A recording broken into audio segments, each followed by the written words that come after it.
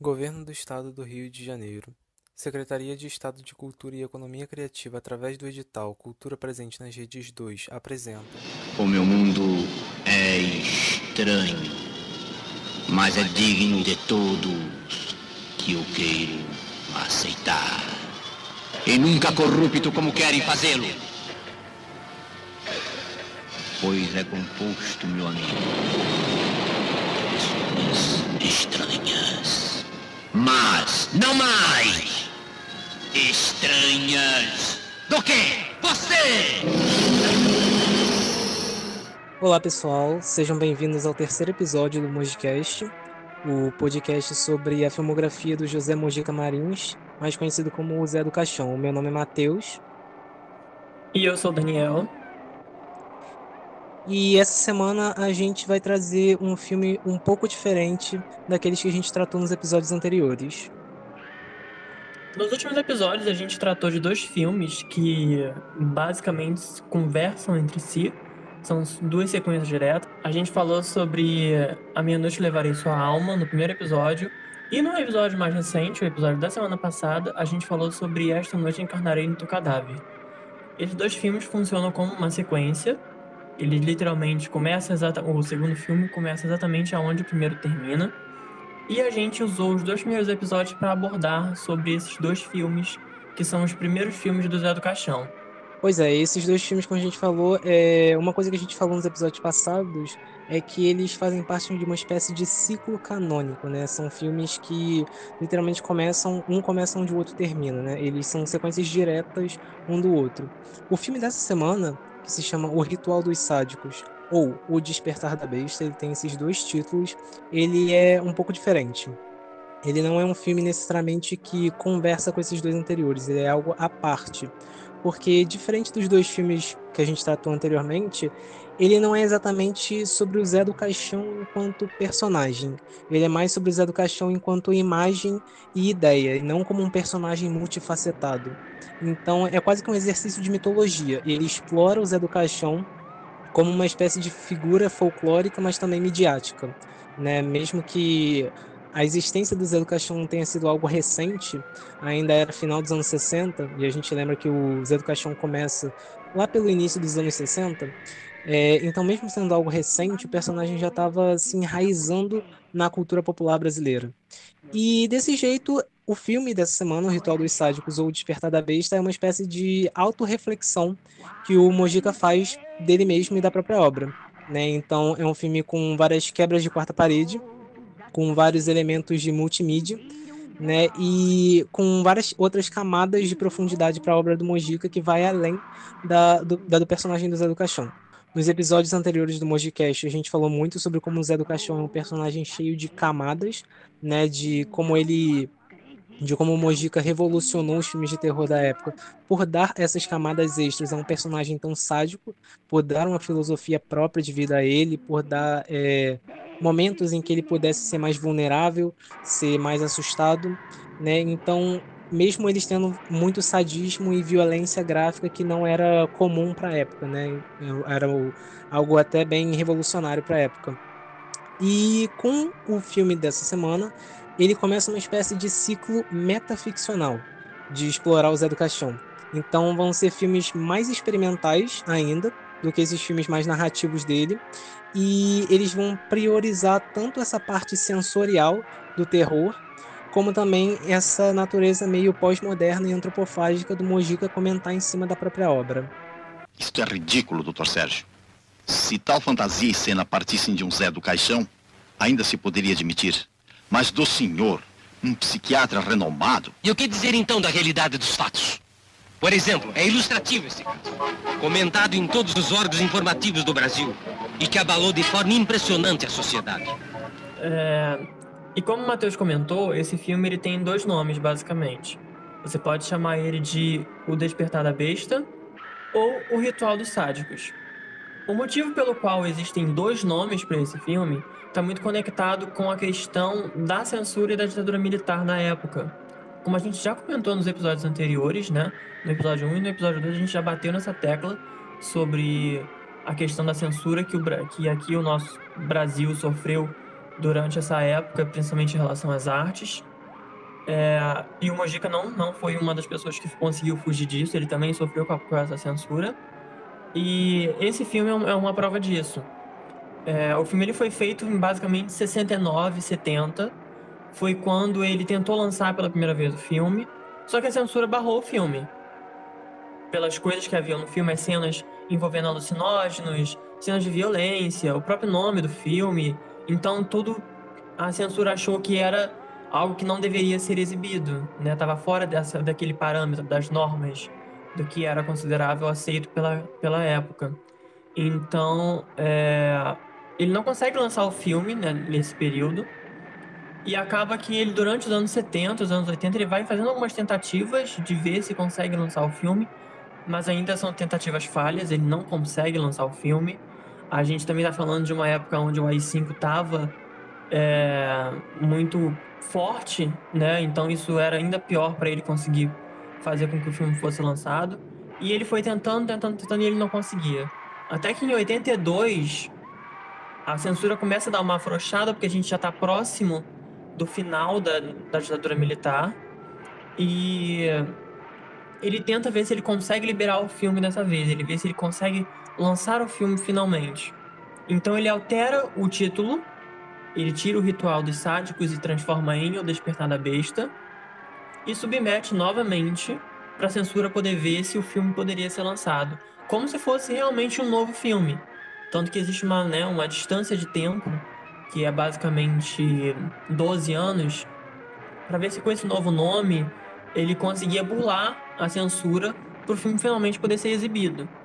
Não adiantou, a censura proibiu a exibição do filme, ele não conseguiu lançar o filme, então ele simplesmente resolveu picotar o filme inteiro, tirar todas as cenas que envolviam os alucinógenos, cenas que tinham uma violência extrema, tudo que de alguma forma estava impedindo o filme de ser lançado. E aí ele conseguiu que o filme fosse lançado. Depois de ter picotado ele inteiro, o filme foi aprovado pela censura e foi lançado. Só que o filme ficou confuso, o filme ficou picotado, o filme não tinha mais sentido. Porque toda a contextualização da história, da parte, por exemplo, dos alucinógenos, que é uma parte essencial para o filme fazer sentido, foi retirado e as pessoas que assistiam o filme não tinham o mínimo de entendimento do que estava acontecendo. Porque o filme não era aquele filme que ele havia lançado todo picotado, não era o filme real, não era a obra inteira. Então só depois que a ditadura terminou, lá em 86, que foi quando ele conseguiu lançar o filme, que era o filme que ele realmente tinha feito lá no finalzinho dos anos 60, que é o filme que a gente consegue ver hoje em dia. Então, muito por isso de que esse filme ele tem esses dois nomes, porque era o nome original e o nome que ele tentou utilizar para poder exibir o filme, que acabou sendo o nome com que o filme foi lançado pela primeira vez. E o filme, né, que a gente já está comentando um pouco sobre ele, ele basicamente ele traz como tema principal um doutor que resolve fazer basicamente um experimento usando drogas alucinógenas. Então a gente vê esse doutor conversando com outras pessoas numa espécie de um programa de televisão e comentando sobre essas drogas, principalmente LSD, que ele usou como experimento nesses 4 voluntários para ver qual seria a reação que essas pessoas teriam sob o efeito dessa droga. Então a gente vê ele reunindo esses 4 voluntários, eles recebem a droga e a partir disso eles são instruídos a olhar para um cartaz de um dos filmes do Zé do Caixão, que é O Estranho Mundo de Zé do Caixão. E o filme, que começa em preto e branco, tem toda essa sequência em preto e branco, ele começa a ganhar cores. E a partir disso a gente vê essas experiências alucinógenas que esses 4 voluntários acabam vivenciando. E essas experiências, de certa forma, estão conectadas. E aí a gente tem, basicamente, essa, entre aspas, sinopse do filme. E a partir disso que o filme começa a correr junto com essa analogia em relação às drogas, misturado com o Zé do Caixão. Uma brincadeira digna das torturas do inferno de Dante, terminada em tragédia. Uma simples orgia excessiva com suas consequências. Mas qual a relação com o seu caso doutor? O que tem a ver com o meu caso? Uma bacanal de viciados, num ritual de taras, cuja consequência tirou a vida de um adolescente. Um crime como outro qualquer, resultado da formação moral dos seus participantes. Concordo plenamente. São os atos anormais de uma juventude sem freio. Não vejo relação com a sua teoria, doutor. O senhor descreve as proezas absurdas de um anormal, como se fossem páginas poéticas de um romance de amor. E assim, contextualizando, o Zé do Caixão na época ele já era um nome grande, né? Ele já havia lançado 2 filmes de muito sucesso com o personagem do Zé do Caixão, e o Mojica já tinha o nome dele atrelado a outras produções de terror também, né? Então, ele teve, por exemplo, Trilogia de Terror, que é um filme que, como o nome diz, tem 3 histórias de terror por cineastas diferentes, e ele também tinha feito O Estranho Mundo do Zé do Caixão, onde o Zé do Caixão ele nada mais é do que o apresentador de 3 histórias diferentes de terror. São 3 histórias que não têm conexão umas com as outras, né? E essa ideia do Zé do Caixão como sendo um apresentador é algo que iria pautar muito as obras do Mojica e ajudar muito a fortalecer o nome do Zé do Caixão e transformar Zé do Caixão numa espécie de marca. Então, além desse filme Estranho Mundo do Zé do Caixão, você tinha histórias em quadrinhos com esse título, você tinha séries de TV da Record, por exemplo, uma delas chamada Além, Muito Além do Além, que eram justamente histórias e narrativas de terror, onde o Zé do Caixão funcionava como o apresentador. A gente falou muito nos primeiros episódios sobre como os filmes do Zé do Caixão têm essa espécie de teatralidade, né, de como o Zé do Caixão é quase que um showman. Ele olha diretamente para a câmera várias vezes, ele fala diretamente com o público e ele parece que está introduzindo a gente a uma obra realmente de terror, a uma obra, a toda uma experiência visual quase teatral do gênero, né? Então, O Estranho Mundo de Zé do Caixão é um filme que foi já muito atacado pela censura, assim como Esta Noite Encarnarei no Teu Cadáver. E assim como o filme anterior, ele teve que mudar o final de algo que era mais profano, digamos assim, para algo mais positivo, para algo mais, entre aspas, cristão, né? E uma coisa que é interessante é que no Estranho do Zé do Caixão, ele interpreta um personagem que quer a todo custo provar a ideologia dele, né? O Mojica interpreta no 3º capítulo desse filme um personagem que quer provar a todo custo a ideologia dele. E essa ideologia dele, ele enxerga de uma maneira que é quase religiosa. É uma maneira bem ideológica e que leva ele a cometer atos de extrema violência para tentar provar o ponto dele. Apesar desse personagem não se chamar Zé do Caixão, o nome dele na verdade é Zé do Caixão, só que ao contrário, esse filme ele já mostra um pouco desse exercício midiático do Mojica, né? Da ideia desse vilão que tem uma espécie de código moral e uma filosofia que guia as decisões dele enquanto ser humano. E uma coisa que é muito importante é que tanto esse filme, como os quadrinhos, como a série que a gente falou, eles marcam uma amizade e uma parceria de longa data entre o Mojica e o Rubens Lucchetti.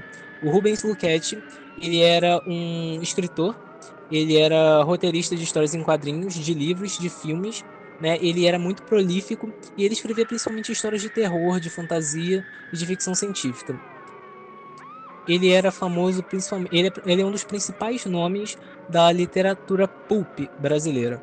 Para quem já assistiu Pulp Fiction, talvez venha a se lembrar que o filme abre com uma breve definição sobre o que significa pulp, né? Que são essas histórias consideradas de baixo calão, de baixo valor, que eram publicadas em papel de má qualidade, né? Então a literatura pulp é muito marcada por isso, por uma literatura que vive ali meio que às margens do que seria chamado de literatura principal.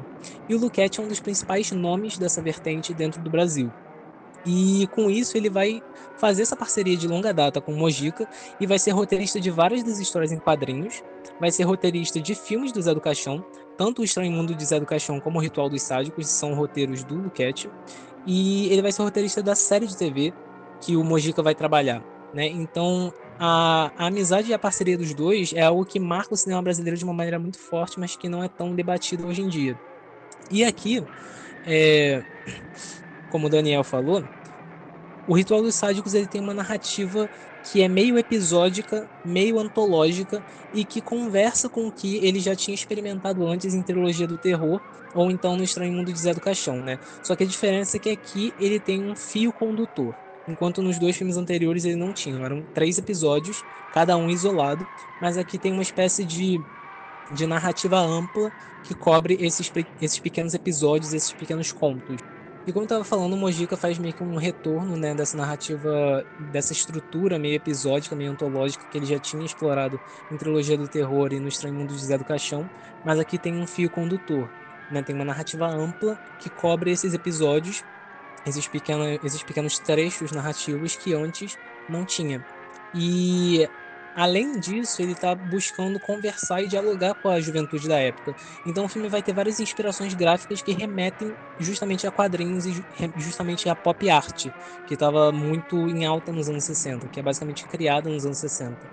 Então, o século XX tem meio que um ápice na venda de quadrinhos de terror, e todos eles eram meio sensacionalistas, tinham artes muito sombrias, eram várias vezes questionados ou censurados não só no Brasil, mas no mundo todo, né? Então, essa ideia do pulp como algo, como um sinônimo de baixa qualidade, é algo que é muito atrelado ao Zé do Caixão. Os filmes do Zé do Caixão, eles se mergulham muito nessa estética de colocar nudez escancarada, de colocar violência gráfica no primeiro plano e de justamente buscar coisas que choquem o público da época. E o uso de quadrinhos mantém muito dessa natureza expressiva e berrante que o personagem já tinha, né? Quem escutou os 2 episódios anteriores sabe que os filmes do Mojica bebem muito dos quadrinhos porque eles são muito visuais e muito gráficos. O Mojica, ele não tinha costume de ler livros quando era criança, mas ele era aficionado por quadrinhos. Ele tinha coleções enormes de quadrinhos e ele lia bastante quadrinhos, ele trocava com os amigos na infância. Então, o Mojica atribui a isso tudo que ele meio que aprende lendo quadrinhos e vendo filmes, né? Então, toda essa ideia dos filmes serem meio berrantes, meio teatrais, meio que altos, digamos assim, e muito disso se deve ao fato também de que os próprios quadrinhos do Zé do Caixão, eles eram um sucesso muito grande na época.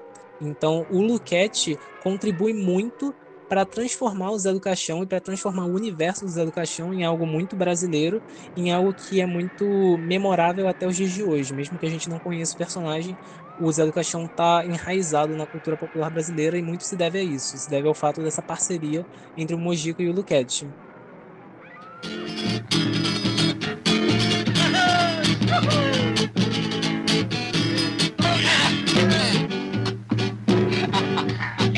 Abre a janela, formosa donzela, e na menina vem ver o luar, beber água da fonte da vida, que da minha boca começa a jorrar. E como o Daniel falou, né, o Ritual dos Sádicos é um filme que lida sobre uso de drogas experimentais e aquela ideia muito em voga na época da contracultura e da Tropicália de você experimentar drogas para expandir a consciência, né? E é muito importante a gente falar sobre um pouco em relação à contracultura e como isso, de certa forma, influencia um pouco o trabalho do Zé do Caixão, principalmente esse trabalho que está sendo feito ali no final dos anos 60, né, que foi quando o filme começou a ser feito. E, de certa forma, os filmes precisam conversar com as pessoas que estão assistindo ele. A gente pode falar muito em relação sobre filmes que se tornam datados, entre aspas, porque eles conversam muito com uma época específica, quando ele é lançado, que depois de um tempo ele já não vai fazer tanto sentido. Então, muitos filmes, eles são lançados para conversar com um certo período, com um certo público de um certo período. Então, a gente vê que, para conseguir um público muito forte, principalmente naquela época, que não é uma época de streamings, não é uma época de marketing viral, de publicidade exacerbada, nem nada desse tipo, são coisas que eram muito mais manualmente feitas, né? A gente tem muito essa questão de eu preciso chegar no meu público. E quem é o público que assiste filme de terror? Quem é o público que o Zé do Caixão sabia que estaria ali olhando aquilo que ele está fazendo e ia estar gostando? Era um público mais jovem. Porque o público mais velho já tinha uma mentalidade que já estava muito fechada e muito conservadora. Então ele sabia que o público dele era um público que era muito mais aberto e muito mais característico em relação às coisas que aquele tipo de público gostava. Então ele de alguma forma precisava trazer isso para os filmes dele. Então a gente tem muito essa relação com as drogas, com o LSD, com essa coisa meio, vamos dizer assim, entre aspas, meio hippie, né? Muito da questão mesmo do colorido que o filme assume depois, de que os voluntários experimentam a droga. Então, de certa forma, isso é para conversar com a juventude da época, que era uma juventude dos anos 60, dos anos 70, sabe? E a gente tem um movimento muito forte nessa época, que é a Tropicália, né? E aí a gente fala um pouco sobre contracultura. Pra gente falar mesmo de contracultura, a gente tem que voltar um pouco no tempo e até sair um pouco do nosso território brasileiro. Quando a gente fala de contracultura, a gente está falando sobre um movimento que está indo contra certos... como é que eu posso falar? Certos tabus, certas formas que a sociedade, que era extremamente conservadora na época, queria impor para que todas as pessoas vivessem. Então é quase como uma cultura meio underground, sabe? Uma coisa meio alternativa, que de certa forma era olhada como... que era quase como uma coisa que subvertia aquilo que a sociedade esperava dos jovens. O movimento da contracultura, ele tinha como público majoritário os jovens, porque era o tipo de pessoa que olhava o cenário sociopolítico da época e não concordava com aquilo, porque aquele cenário sociopolítico que foi construído pelas pessoas que já estavam mais velhas, as pessoas adultas. Então a gente vê que era um movimento que era formado principalmente por jovens, por pessoas que queriam quebrar com aquelas caixinhas que essas famílias, que esse público mais conservador queria enfiar essas pessoas que ainda eram jovens e queriam viver a vida. Então a contracultura, ela tem muito essa pegada de seremos livres, vamos aproveitar a nossa vida. E a contracultura, ela surge mesmo, ela começa a ser falada nos anos 40, lá nos Estados Unidos. Então a gente já tem lá, desde os anos 40, um certo movimento que, lógico, na época ainda era muito menor, mas que já era um movimento que começava a questionar esse tipo de coisa, esse tipo de ações, esse tipo de o que podemos fazer e o que não podemos fazer, essas regras que eram impostas pela sociedade. Nos anos 50, ele ganha muito mais força com a geração Beat, que eram jovens mais intelectuais das artes da área das artes, da cultura, escritores, que já começavam a contestar essa forma onde a sociedade vivia, esse meio que, podemos dizer assim, sonho americano, porque isso tudo começa lá nos Estados Unidos. E aí a gente chega na década de 60. A década de 60 é onde tem esse boom, que é onde vem o movimento hippie e é onde começa realmente a contracultura a ganhar cada vez mais força.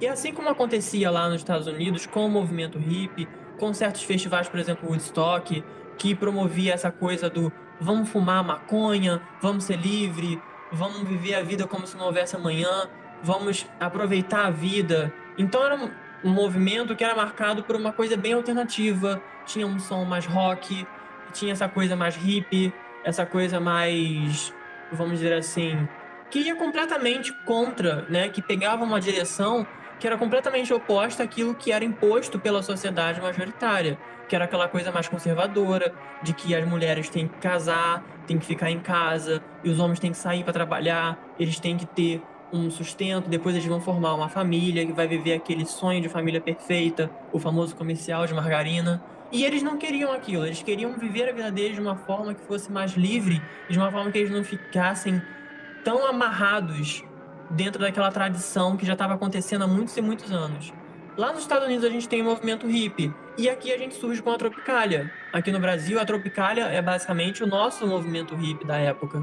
Então a gente tem aqui uma pegada na música, nas artes, muito forte, que trazia essa nova forma de se viver a vida para os jovens, que era o público que estava ali querendo realmente modificar um pouco o mundo que estava vivendo.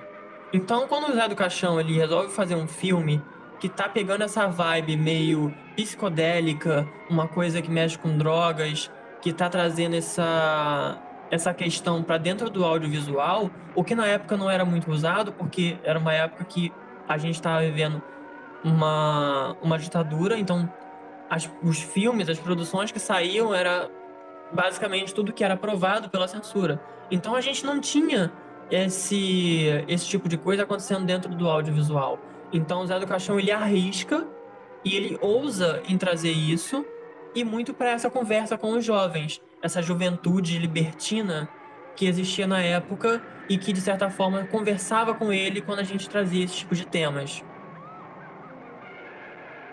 E como você estava comentando, né, a contracultura que surge nos Estados Unidos e que vem para o Brasil como o movimento da Tropicália, ela tem muito esse nascimento na ideia dos estadunidenses protestando contra a Guerra do Vietnã, né, ou então no Brasil protestando contra a ditadura militar. Então essas décadas são marcadas por muito movimento social político, né, com a nova onda do feminismo, a aproximação dos jovens com as drogas, né, tudo isso que marca a contracultura. E nos Estados Unidos, isso basicamente criou toda uma nova forma de cinema, que é a nova Hollywood, né? Essa nova geração de cineastas que se formaram em faculdade, ou então que são cineastas que estão essa primeira leva que está começando a realmente aprender e pegar na câmera para poder filmar e ir para Hollywood logo depois. Eles começam a reinventar o cinema dos Estados Unidos. No Brasil, essa estética vai sendo elaborada principalmente pelos cineastas da Boca do Lixo, né, em São Paulo, bairro de São Paulo, de onde o Mojica está inserido, que é um polo audiovisual, e é um polo audiovisual que está mais à margem do principal cinema brasileiro que era feito na época, que era o cinema novo, né? Então o Mojica traz toda essa ideia da contracultura e da tropicália, essa ideia do experimentalismo para a narrativa do Ritual dos Sádicos, né? Então o mais interessante é que o filme, tipo, ele é lançado só um ano depois do AI-5, né?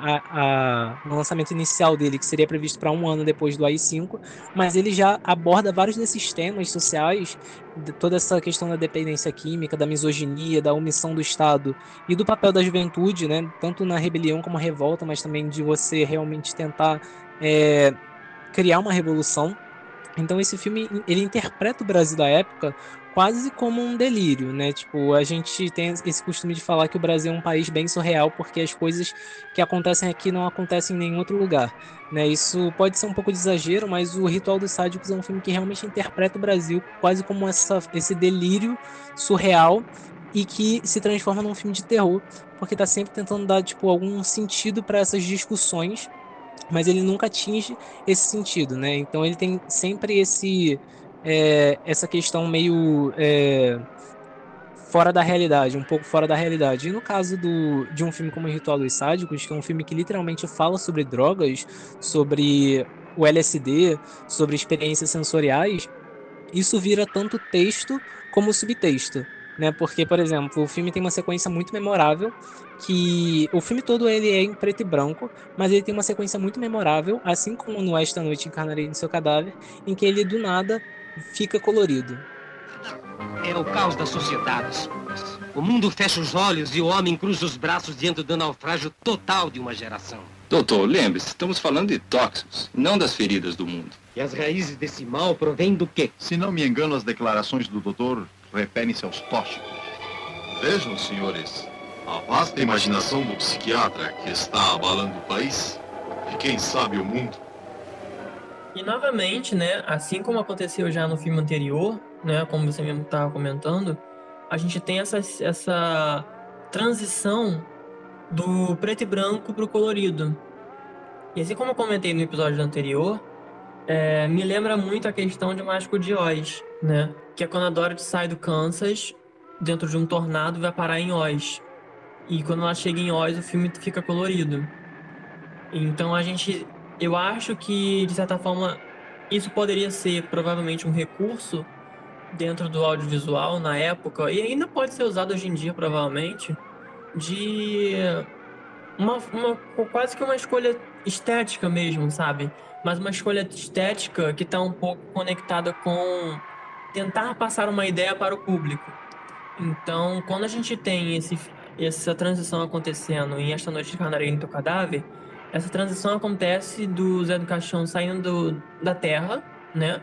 Que a gente conhece, que a gente vive, e indo pro inferno. Esse inferno que é meio mágico, meio psicodélico, e que por isso ele é tão colorido, mas eu acho que é exatamente um pouco disso. É o uso das cores para mostrar quando a gente tá lidando com a realidade e quando a gente tá lidando com a fantasia, sabe? Quase como se fosse essa relação. Então a gente tem isso no filme anterior que a gente comentou, e a gente tem nesse filme. Toda a sequência inicial, onde o doutor tá conversando com as pessoas naquele programa de televisão, que tem a cena dos voluntários ainda sendo injetados com a droga, e só depois, quando eles começam a alucinar, a gente tem a introdução das cores. E é exatamente isso. É meio que uma desconectividade da realidade que as cores trazem, entendeu? É uma forma como alguns diretores e o próprio Zé do Caixão provavelmente usava para mostrar a diferença, sabe? É igual, por exemplo, quando às vezes a gente tá vendo um filme e quando vão passar uma cena de memória, sabe aqueles filmes... Eu acho que hoje em dia não se usa muito isso, mas era muito comum a gente ver isso em filme e série, de quando os personagens iam relembrar alguma coisa que aconteceu no passado, a gente tem meio que uma névoa em cima da cena, que fica meio que nos cantos, pra gente ter essa noção mesmo de imaginação, muito também pelas questões de identidade visual mesmo, né? A gente vê, por exemplo, em quadrinhos, que os quadrinhos, quando os personagens estão pensando em algo, a gente tem aquela nuvenzinha, né? Então a gente vê essa névoa que fica em volta da cena quando tá relembrando algo do passado, meio que como uma forma de referenciar essa nuvenzinha, vamos dizer assim. Então a gente tem muito essa questão das cores para trazer esse lado de fantasia, esse lado, no caso do filme do Zé do Caixão, de psicodelia, né? Essa coisa de o que você tá vendo ali agora tá tudo colorido, por quê? Porque aquilo dali não é exatamente real. Aquilo dali é uma alucinação. E como muita gente já desde muito tempo, né? Hoje em dia a gente vê as pessoas comentando sobre isso, desde aquela época já era comentado, o LSD, ele é conhecido por fazer essas alucinações, né? E toda vez que o LSD ele é representado no audiovisual, ele é representado por cores fortes, por aquelas ondas meio confusas que você fica pensando se aquilo tá se mexendo ou não tá, e aquelas cores fortes de amarelo, verde, vermelho, piscando, sabe? O LSD ele sempre teve essa relação de ser interpretado dentro do audiovisual com essas cores, com essa forma meio psicodélica. Então o Zé do Caixão ele traz isso para dentro do filme. Ele traz essas cores para essa cena onde começam as alucinações, exatamente como uma forma da gente, como público, reconhecer o LSD de uma forma visual. Porque o LSD ele é uma droga, mas de alguma forma, mesmo ele sendo uma droga, já está tão intrínseco dentro da nossa sociedade que quando a gente pensa em LSD, a gente relaciona ele com essas cores, com essas formas alucinógenas, com essas psicodelias e essas imagens e esses sons psicodélicos. Então o Zé do Caixão ele traz isso para dentro do filme como uma forma de uma escolha estética, mas que também age como uma forma de falar com o público de forma indireta. Porque aí a gente consegue ver aquele efeito da droga sobre os voluntários daquele filme de uma forma que a gente entende que aquilo dali não é a realidade, aquilo dali é só a alucinação que eles estão tendo. É essa desconexão que a gente tem do mundo real e a forma que a gente, como público, consegue distinguir uma coisa da outra. E isso é mais ou menos aquilo que a gente estava conversando sobre, que a gente já vem conversando em alguns episódios, sobre como os filmes do Zé do Caixão têm esse teor, esse caráter meio antropofágico. É realmente algo pós-moderno no sentido de que eles funcionam quase como uma esponja, né, que absorve várias influências do que vem de fora, mas também do que é produzido dentro do Brasil. A gente falou nos episódios anteriores sobre como os quadrinhos de terror influenciaram toda a questão visual do Zé do Caixão, toda a questão de apresentação do personagem, e muito disso no Ritual dos Sádicos é percebido por isso que você comentou da contracultura e do movimento Tropicália, né? Esse contexto do uso de drogas por jovens, adolescentes, essa ideia de querer expandir a mente, o livre sexo, a nova onda do feminismo, né? Toda essa questão de que vai começar a construir terrores urbanos, né? Nesse sentido de que vai desmascarar algumas facetas da sociedade, isso é algo que vai ficando cada vez mais presente na obra do Mojica.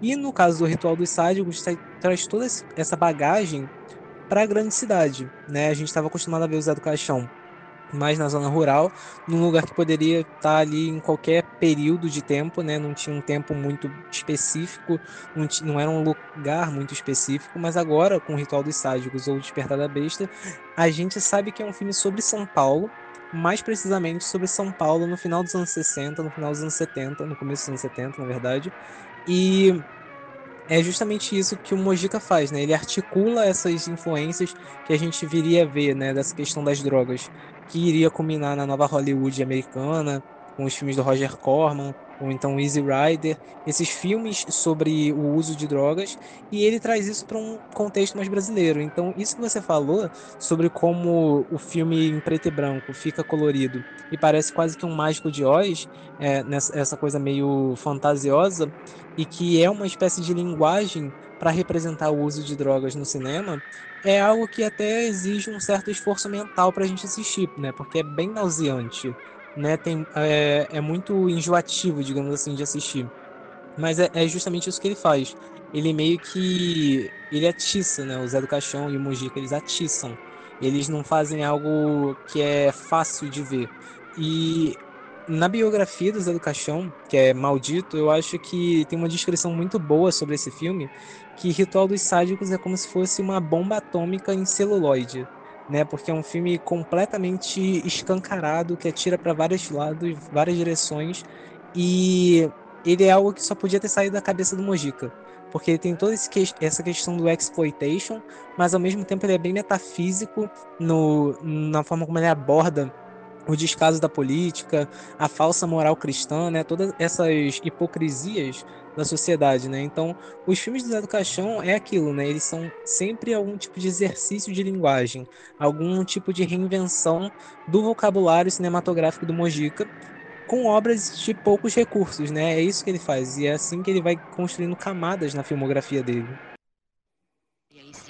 A carne será o sangue, e o sangue se converterá em água,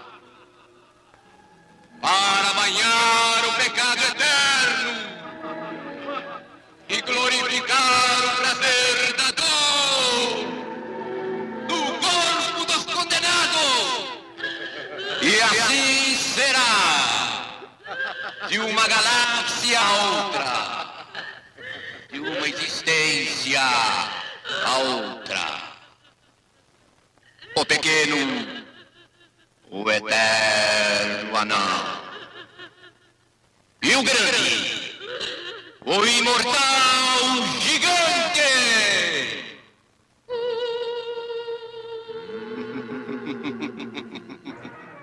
Uma coisa que a gente tinha falado era de como o Mojica usa todo esse experimentalismo para complementar o texto, né? Então, essa questão das drogas é tanto texto quanto subtexto, né? Se ele está fazendo uma obra sobre LSD, sobre experiências sensoriais, ele vai usar todos os artifícios de imagem, de som, de cor, para tentar transpor e estimular esses sentidos, né? E isso é algo que vai se tornando muito comum nos anos 60, nos anos 70, com o movimento hippie, com a contracultura, com a rebeldia jovem, né? Nos Estados Unidos a gente vê muito isso na maneira como a guerra do Vietnã vai escalonar, e no Brasil a ditadura militar, né? Então todos esses movimentos sociais e políticos que vão surgindo dentro desse contexto, e dentro dessa questão da contracultura, o Ritual dos Sádicos é muito interessante porque ele explora a ideia de um filme mesmo, um pedaço de celuloide que é exibido como arma, quase como um instrumento de mobilização social, né? Então isso meio que acontece quando a própria existência do Mojica enquanto cineasta e do filme dele passam a se tornar catalisadores da desordem social, né? Então, dentro do filme, uma coisa que é meio revolucionária para a época e que hoje em dia a gente vê muito em filmes de terror estrangeiros é a ideia da quarta parede, da metalinguagem. O Mojica aqui ele vai se colocar como um personagem. Então, em Ritual dos Sádicos, ele marca muito bem uma distinção na filmografia do Mojica, porque o Zé do Caixão é um personagem, mas o José Mojica Marins é um personagem também, né? Então, o Zé do Caixão vai continuar sendo esse personagem que representa tudo que tem de mais repugnante no ser humano e no cidadão brasileiro, né? Mas, ao mesmo tempo, o Mojica vai fazer uma desconstrução dele e da maneira como ele está inserido dentro da sociedade, e na maneira como ele está inserido enquanto mídia dentro da sociedade. enquanto uma mídia que é consumida.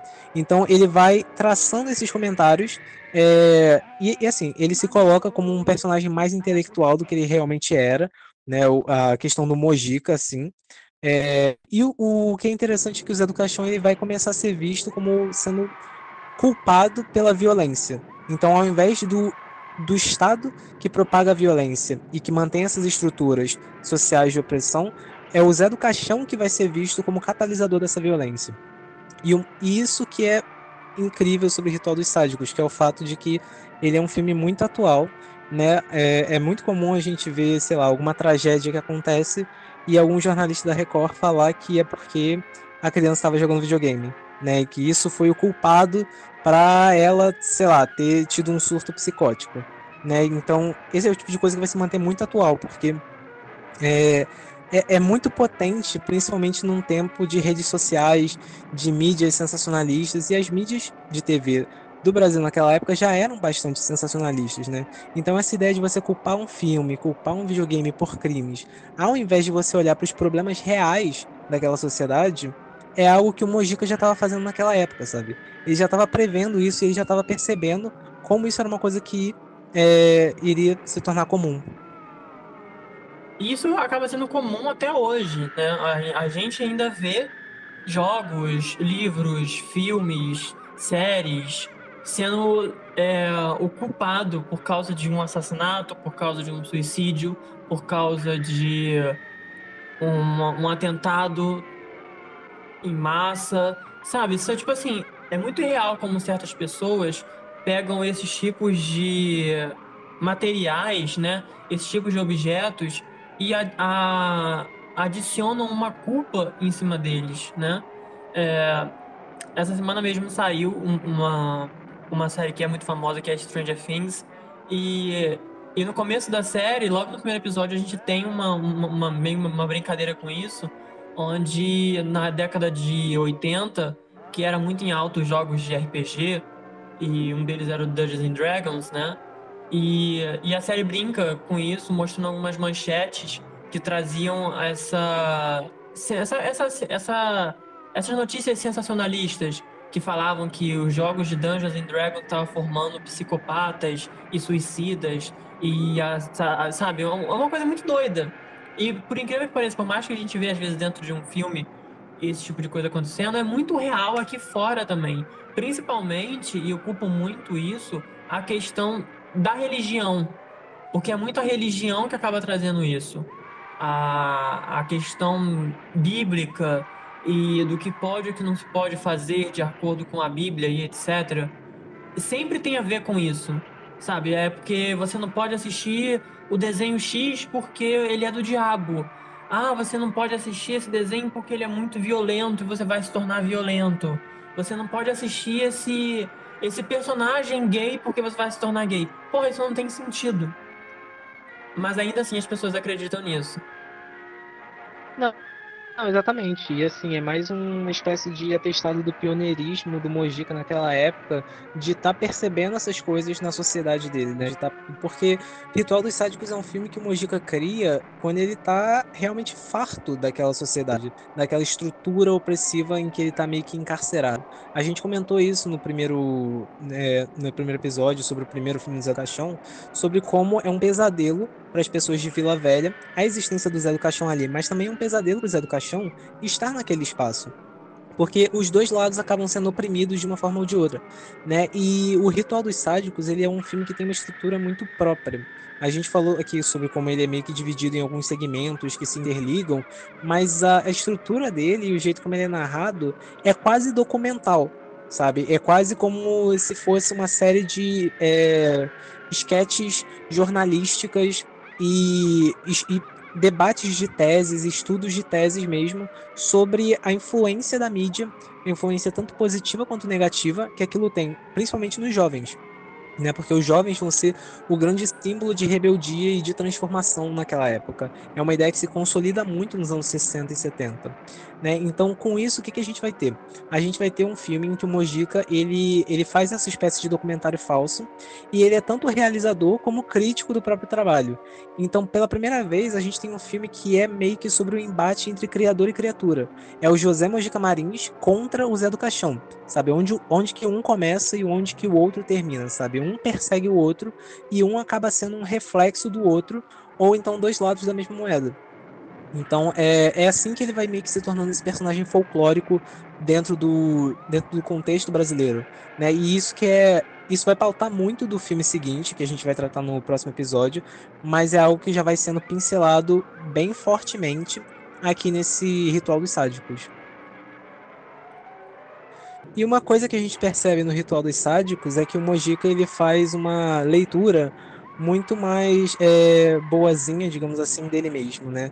E ele se coloca como alguém completamente diferente do Zé do Caixão, que o Zé do Caixão é completamente vilanesco, e o Mojica ele se coloca quase como um nobre, quase como um intelectual, que é o tipo de persona muito diferente de quem ele realmente era na realidade, né? Ele faz um retrato que é mais altruísta dele mesmo. E basicamente ele cria um personagem que questiona o estigma de que, por dirigir e atuar em filmes sobre um maníaco misógino, ele partilharia das mesmas ideias e filosofias do personagem. Que é aquilo que o Daniel falou sobre não fazer o menor sentido. Porque por mais que toda a obra tenha muito do seu autor, só porque o autor vai criar um personagem que é um monstro, digamos assim, um monstro humano, não significa que ele vai ser um monstro na realidade. Isso é o tipo de coisa que deveria ser óbvio pra gente entender, mas que pelo visto não é. Até hoje não é, sabe? Não era naquela época e até hoje continua não sendo.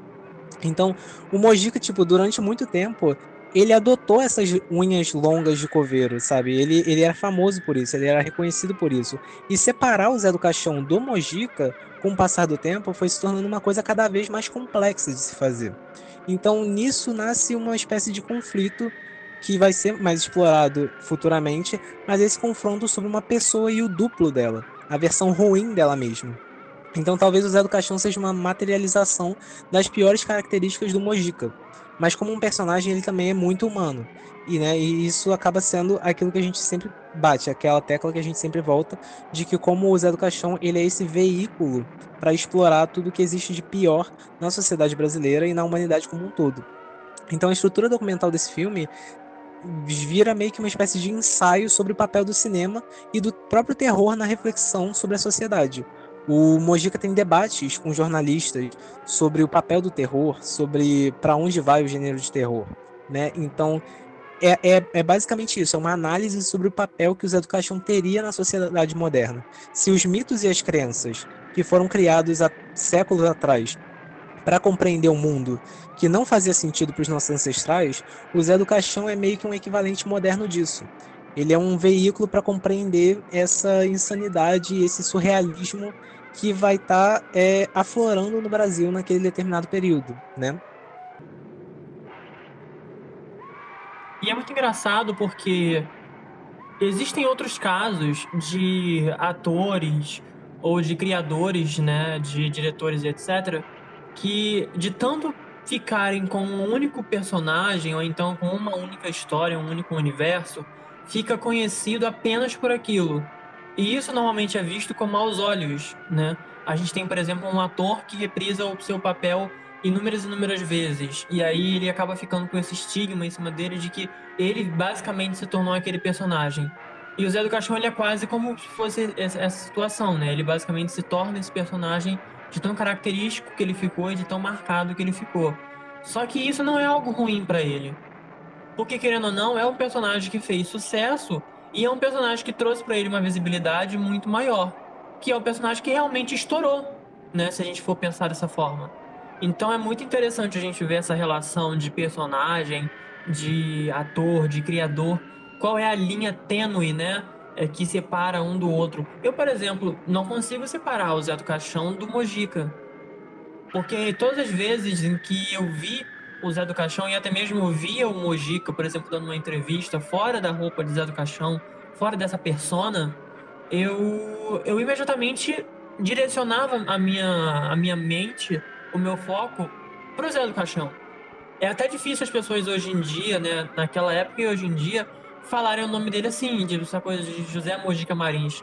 Todo mundo se refere a ele como Zé do Caixão, e as pessoas sabem quem é Zé do Caixão, sabe? Então, nesse caso em específico, essa marca que ele criou, né, é uma coisa que para ele fez muito sentido e para ele foi muito benéfico. Não é o caso de alguns outros atores, por exemplo, que se prendem a um único personagem e interpretam esse personagem durante muito, muito tempo e depois não conseguem sair porque querem fazer outras coisas, querem se mostrar versátil. O Zé do Caixão, no caso, o Mojica, ele não queria isso, ele não queria se mostrar versátil, ele queria ser aquela figura sombria e meio aterrorizante, porque é isso que foi a marca dele, é isso que ele era, e era isso que ele queria ser. Então ele não tinha esse problema, ele não tinha esse estigma seguindo ele. Ele era aquele personagem e ele não tinha problema em dizer que ele era aquele personagem, né? Mesmo ele tendo essa diferença de pessoa para criação, não é? De criador, no caso, ele como diretor e como ator que interpretava o personagem, ele não via como um problema as pessoas se referenciarem a ele como personagem, porque aquela persona já era basicamente parte da personalidade dele. E isso acaba ajudando muito ele nessa questão midiática, na forma como ele consegue se fazer conhecido no meio do audiovisual e no meio da mídia brasileira.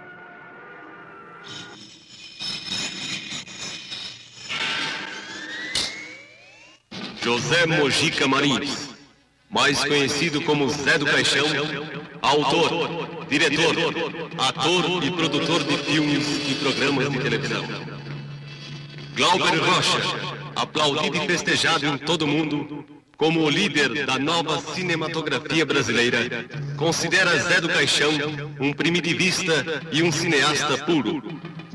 Anselmo Duarte, premiado em Cannes, considera Zé do Caixão um diretor de recursos inegáveis. A maioria da crítica não o leva a sério. Zé do Caixão, um cineasta ou um farsante? Culpado ou inocente? É o que o Tribunal Popular da Verdade vai procurar saber a partir deste momento. É que os filmes do Zé do Caixão sempre foram bem autoindulgentes, a gente meio que já sabe, né? Uma vez que o protagonismo do Mojica é latente em várias áreas, ele faz um pouco de tudo. Ele atua, ele dirige, ele cuida do roteiro, né? Então é basicamente uma representação dele, e nesse filme a gente tem uma representação ainda mais forte dele, porque a gente tem, além do Zé do Caixão, a gente tem o Mojica meio nobre, intelectual, mas até ele parece que percebe um pouco isso e parece que tem um certo humor irônico ali, que é tanto para criticar a ditadura, mas também é para maciar um pouco o ego dele, sabe?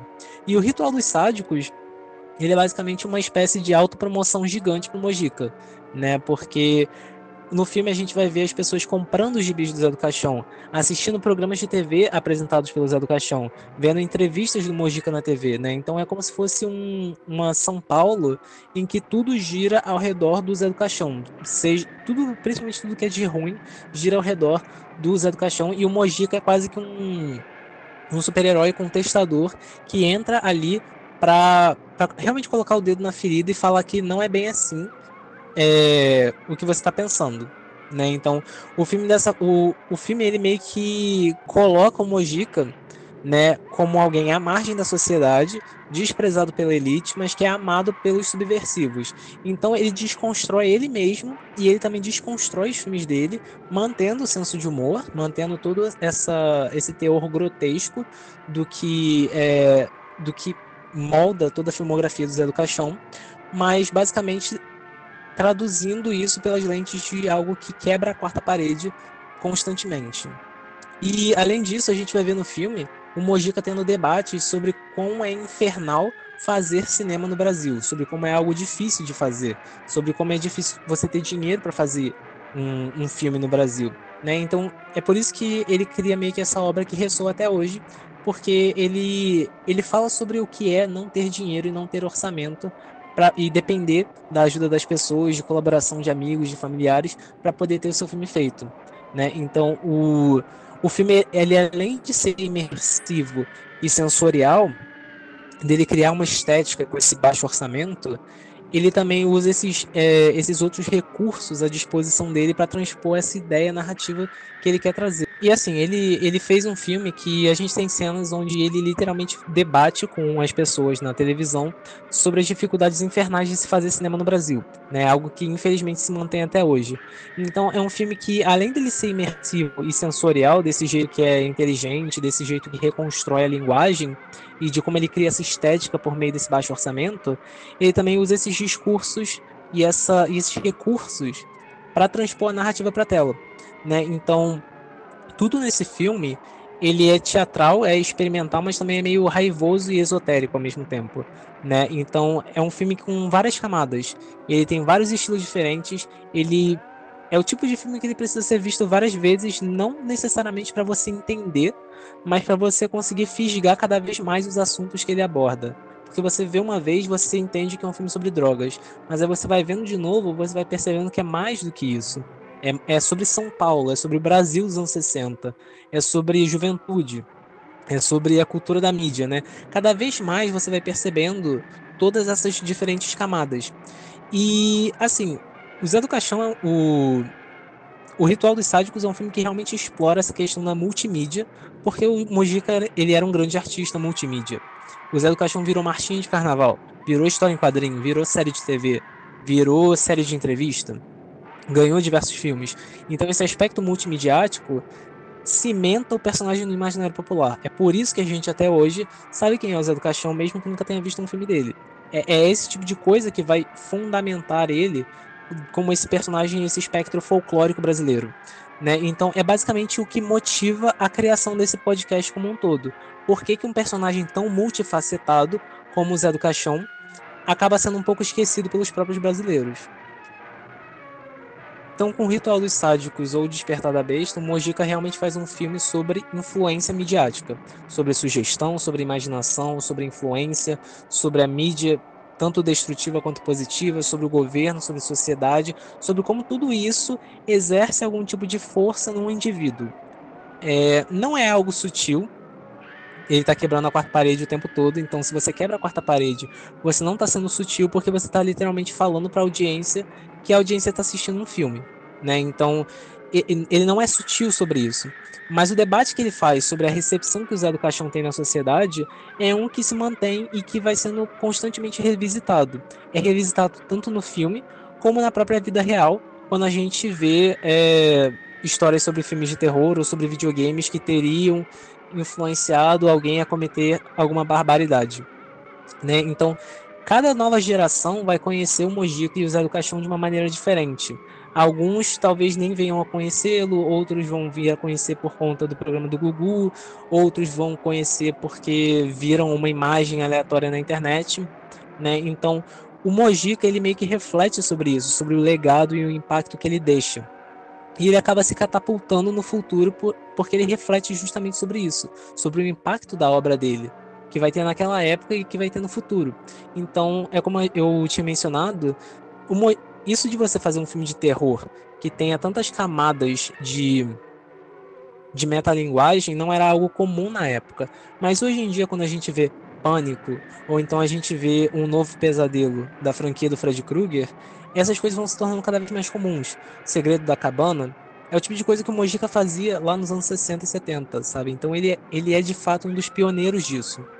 E isso tudo me faz lembrar de uma fala do Alfred Hitchcock, que eu acho que se aplica bem a isso, que ele falava que todo cineasta ele faz só um filme na vida toda dele, e esse filme é autobiográfico. Então, a cada filme que o cineasta faz, ele na verdade está só estendendo um filme único, que é uma autobiografia dele. E para mim isso se aplica ao Mojica. O que você pensa da vida? Completamente vazia. Então por que não se mata? Suicídio é crime. Discutir com ele é perca de tempo. Eu não tenho intenção alguma de me debater com você, mas vou lhe pedir de qualquer maneira que você transmita uma mensagem clara. Se você fala que a vida é má, em breves segundos, então tem a obrigação de se explicar. Olhe, Me falta cultura, acima de tudo, para poder lhe dar a explicação da pergunta em questão. Que contribuição o senhor imagina que está dando com seus filmes para o cinema brasileiro? Dar emprego a uma série de gente e levar ao público aquilo que o público quer ver. O que ele escreve é um mundo de asneira. Não se pode fazer outra coisa a não ser rasgar. Já serviu para alguma coisa. Mojica, esta unha que você usa, unha de javali do seu dedo polegar, você a usa como cabide? Resposta censurada. Qual o nome do filme que está fazendo atualmente? Ritual dos Sádicos. Olha, eu sei que para fazer cinema no Brasil tem uma série de dificuldades. Você não pode fazer um filme que levasse uma mensagem de felicidade. Fazer cinema no Brasil é a mesma. E pra gente poder finalizar esse terceiro episódio do Mojicast, umas curiosidades assim que é interessante ser ditas sobre o filme, né? Sobre o Ritual dos Sádicos, ou se você preferir, o Despertar da Besta. Uma das curiosidades é que durante uma das cenas onde os personagens usam drogas, o local onde eles estavam fazendo isso foi invadido pela polícia. Porque eles achavam que eram realmente pessoas que estavam simplesmente usando drogas ali, sem ter um motivo para isso. E aí a polícia invadiu esse local para meio que prender essas pessoas. E aí o que eles tentaram, né, o que o Mojica tentou falar para poder sair dessa enrascada, foi que eles estavam gravando um filme, né, e não era mentira, eles realmente estavam gravando um filme, mas ele falou que era um filme sobre uma conscientização contra as drogas. Então foi a forma que ele conseguiu de arranjar para que os atores, nem ele fosse preso por porte de drogas ilícitas. E é tão engraçado essa parte porque os policiais acabaram se empolgando tanto com a ideia de um filme sobre a conscientização das drogas, dos problemas, que eles resolveram participar como figurantes no filme. Então a gente tem essa cena dos policiais e eles meio que fazem algumas aparições durante o longa. Agora, uma parte que é mais específica em relação a essa curiosidade é que o chefe dessa equipe era o Sérgio Fleury, que foi o assassino do Marighella.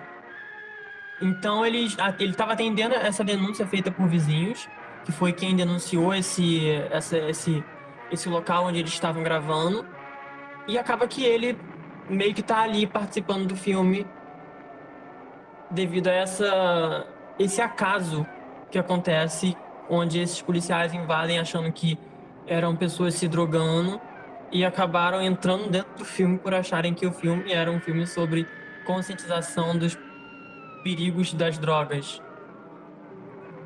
E uma outra coisa que é engraçada também no filme é que durante a cena do ritual aparece um monstro enorme, meio grotesco, meio com uma forma meio estranha. E na realidade ele é um pênis com olhos e bocas pintadas, sendo movimentado por fios de nylon, sabe? Novamente a gente comentando um pouco, como a gente já tinha falado nos episódios anteriores, sobre como a equipe do Zé do Caixão, o Mojica como um diretor mesmo, ele era uma pessoa muito craft, sabe? Esse termo em inglês, meio que para falar que era uma pessoa muito criativa para fazer as coisas e que arrumava as coisas mais inusitadas e conseguia fazer isso funcionar dentro do filme. E era muito interessante, e é muito interessante a gente ter um pouco desse